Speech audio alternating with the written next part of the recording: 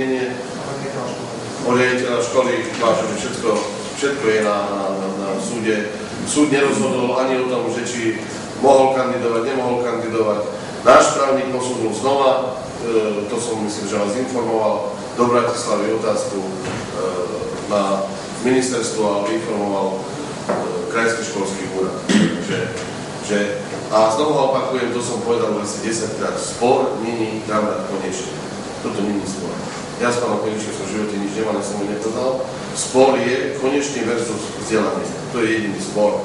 Ak sa to vysvetlí, nech sa páči, ja nemám žiadny problém ho znova dať za riaditeľa akadémie. Ale predsa uznáte sami, to je jedno, aký je štát. Nemôže prísť predsa jedno stanovisko a o 3/4 roka príde iné stanovisko, avšak na základe zlých informácií.